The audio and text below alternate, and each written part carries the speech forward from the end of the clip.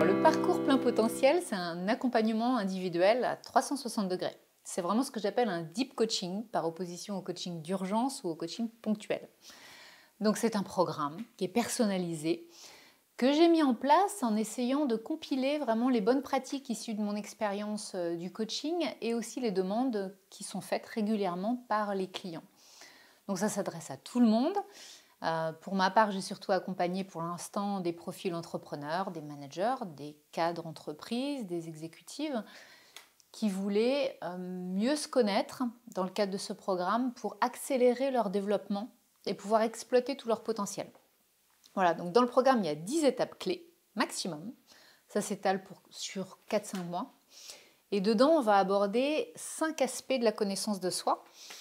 Donc le premier aspect, c'est découvrir quelles sont les valeurs importantes pour vous, parce que nous agissons, nous décidons, nous arbitrons en fonction de ces valeurs. Est-ce que vous savez quelles sont les vôtres? Est-ce que vous avez déjà pris le temps d'ailleurs de vous poser pour les identifier? Est-ce que c'est la famille, la réussite, l'amour, le courage, la créativité, la liberté? Autant de valeurs qu'on a, on en a une centaine. Hein. Donc à partir de nos valeurs, on fait des choix qui vont orienter toute notre vie. Donc vous décidez de donner un sens à votre vie personnelle ou professionnelle en fonction de ces valeurs et en identifiant qui elles sont et lesquelles ont besoin d'être nourries. Vous vous permettez de rester en cohérence dans vos choix de vie et vous vous évitez de ressentir un espèce de malaise, voire un mal-être qui potentiellement peut être déclencheur d'une maladie. Donc quand il n'y a pas d'adéquation entre les choix et les valeurs qu'on fait, vous savez, l'inventeur des fleurs de Bach disait « Quand nous tombons malades, c'est que nos actions ne sont plus en adéquation avec nos aspirations profondes. » Donc commencer par cette étape clé mène à la connaissance de soi. Ensuite, on va identifier, c'est la deuxième étape, quels sont vos besoins. Parce que vous agissez en fonction de vos valeurs et pour répondre à certains besoins. Donc il y a plusieurs types de besoins. Il y a des besoins physiques, des besoins relationnels, des besoins intellectuels, des besoins spirituels. Tous ces besoins ont de l'importance. Et tous ces besoins agissent dans votre prise de décision. Donc, à quel besoin ça correspond quand je prends telle ou telle décision? Par exemple, je veux acheter une maison à la campagne, mais ça répond à quel besoin? Vous avez besoin de nature? Vous avez besoin de quoi? De reconnaissance parce que c'est une grande maison? Vous avez besoin de plus d'espace? Vous avez besoin de lien social pour organiser des grandes fêtes chez vous? Chacun a ses raisons quand il prend une décision. Donc quand on connaît mal ses besoins, on a tendance à se heurter aux autres parce qu'on ne sait pas bien leur expliquer ce dont on a besoin. Et bien des problèmes de communication sont liés au fait qu'on préfère par exemple accuser l'autre plutôt qu'exprimer en quoi nos besoins n'ont pas été satisfaits à un moment donné. Exemple typique, plutôt que dire à votre conjoint ou votre associé ou votre salarié que vous en avez marre qu'il soit sur votre dos, qu'il vous contrôle, qu'il vous limite, etc., dites-lui tout simplement que vous avez besoin d'un peu plus d'espace pour réfléchir et que vous avez besoin d'un moment d'introspection. Donc vous partez de vous et non plus de l'accusation de l'autre. Donc si tout le monde était capable d'exprimer ses besoins plutôt que jeter la pierre sur l'autre en lui reprochant des tas de choses, je pense que les couples et les relations au travail se porteraient bien mieux. Donc ça s'exerce et ça s'expérimente d'une séance à l'autre, tout ça. Alors troisième point, de la connaissance de soi, vous allez dans ce parcours découvrir vos talents. Quels sont les domaines où vous êtes bon? Qu'est-ce que vous faites facilement, sans trop d'efforts, parce que c'est naturel pour vous? Voilà, typiquement un exemple de talent. Donc bien souvent, on croit que les talents se cachent dans quelque chose de matériel ou par exemple un sport, un instrument de musique, un loisir. Mais le talent, c'est aussi une qualité qu'on peut avoir ou une aptitude qu'on peut avoir. Par exemple, vous pouvez être bon dans l'art de chanter, de danser, mais aussi de créer, de communiquer. Vous pouvez être bon pour rassembler, vous pouvez être bon pour entraîner, pour aider l'autre, pour persévérer. Voilà, ça c'est autant de talents qu'on va essayer d'identifier. Et vous allez réaliser quels sont vos talents, vos points forts finalement, pour pouvoir les exprimer.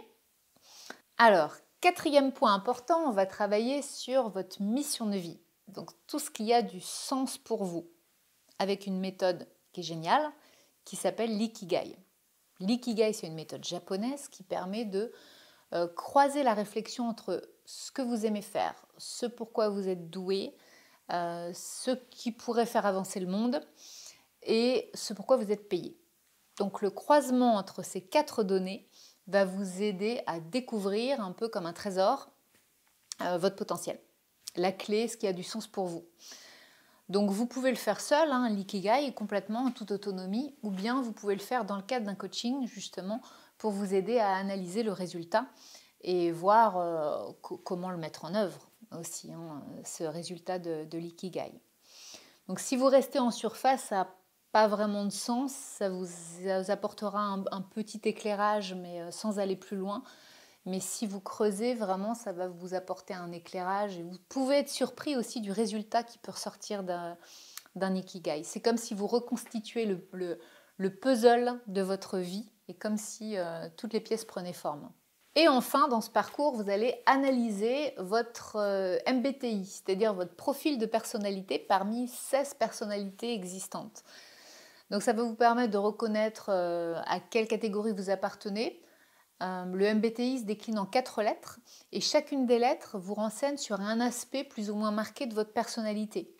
Par exemple, est-ce que vous allez puiser votre énergie à l'extérieur auprès des autres ou bien vous avez besoin au contraire de vous replier sur vous-même, de vous ressourcer pour trouver les solutions? Est-ce que vous êtes plutôt sur un mode rationnel basé sur les faits ou sur un mode de raisonnement plutôt intuitif, etc. Donc on fait le tour de ça à travers le MBTI.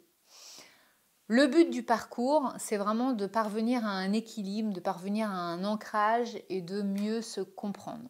De prendre un temps pour vous aussi. Et bien souvent, on ne s'accorde pas ce temps-là pour réfléchir à soi. C'est vraiment décider de vous accorder ce temps pour vous et décider d'investir en soi, tout simplement. Donc à la fin d'un coaching comme celui-là, en général, on a des personnes déjà qui sont plus confiantes, qui sont plus souriantes, qui sont plus sûres d'elles. Et ça a un impact direct sur leur relation aux autres, tout simplement. Les proches le voient aussi. Et quand on est dans le cadre de l'entreprise, ça a un impact sur la relation avec les équipes, quand c'est par exemple des managers ou des dirigeants. On est dans un contexte qui génère pas mal de stress, il y a pas mal de burn-out en ce moment. Et des dirigeants qui ne sont pas toujours bien alignés, ça peut avoir des effets sur leurs équipes. Et donc c'est important de prendre ce temps pour soi, pour bien se connaître et s'aligner avant de pouvoir être en interaction avec les autres. Et ça passe par une bonne estime de soi, une bonne connaissance de soi.